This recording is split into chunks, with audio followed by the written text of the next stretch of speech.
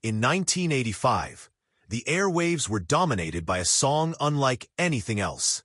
Tarzan Boy by Baltimora featured a tribal-inspired chant, high-energy synth beats, and a chorus that became instantly recognizable. It was a massive international success, charting across Europe, North America, and Asia. The man in the spotlight was Jimmy McShane, the energetic frontman seen in the music videos and TV performances. But after the peak of Tarzan Boy, McShane disappeared from the public eye completely. The reasons behind his disappearance were rooted in a manufactured pop act, shifting industry trends, and a private battle few knew about. Baltimora wasn't a typical band.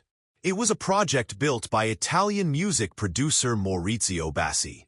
While Jimmy McShane was presented as the singer and face of the group, evidence later emerged suggesting that Bassi himself may have recorded most of the vocals on the studio tracks. McShane, with his background in acting, performance, and dance, served as the visual frontman, performing energetically in music videos and live appearances. But questions about his actual role in the music raised doubts, and it became clear that Baltimora was more of a studio production than a performing band. Tarzan Boy reached number 13 on the US Billboard Hot 100 and found top 10 success across Europe.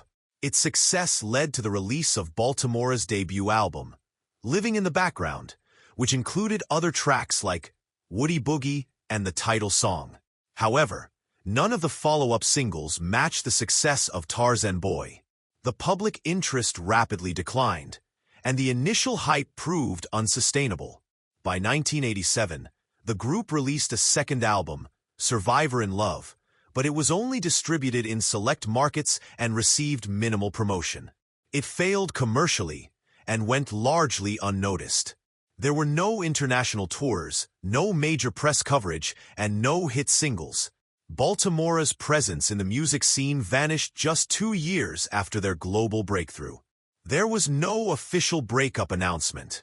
The project quietly ended. After the collapse of Baltimora, Jimmy McShane withdrew from public life.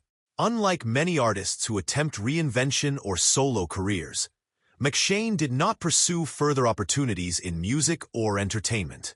He returned to Italy, where he had initially built his connections with Bassi. During this time, he lived away from the spotlight, and his activities remained largely unknown. Tragically, McShane was diagnosed with AIDS in the early 1990s. He died in 1995 at the age of 37 in his home in Milan.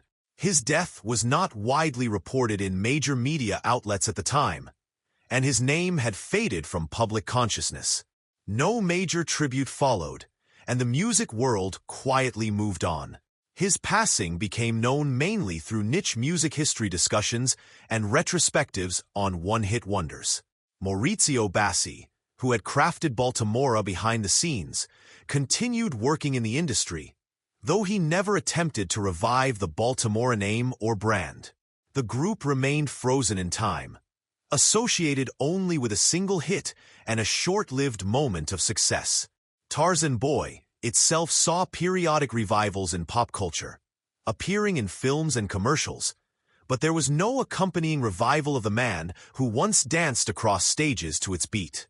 Jimmy McShane's disappearance was not the result of scandal or sudden failure, but rather a combination of a constructed music act, a lack of sustained success, and a personal decision to leave the spotlight amid serious health issues. His role as the public face of Baltimora masked a deeper reality. The group had been engineered for instant appeal, not long-term impact. When the formula failed to produce a second hit, there was no infrastructure to support a lasting career. Today, McShane is remembered only in fragments, through vintage footage, the ongoing presence of Tarzan Boy in pop culture, and the occasional retrospective about 1980s music. But the reasons for his disappearance are clear.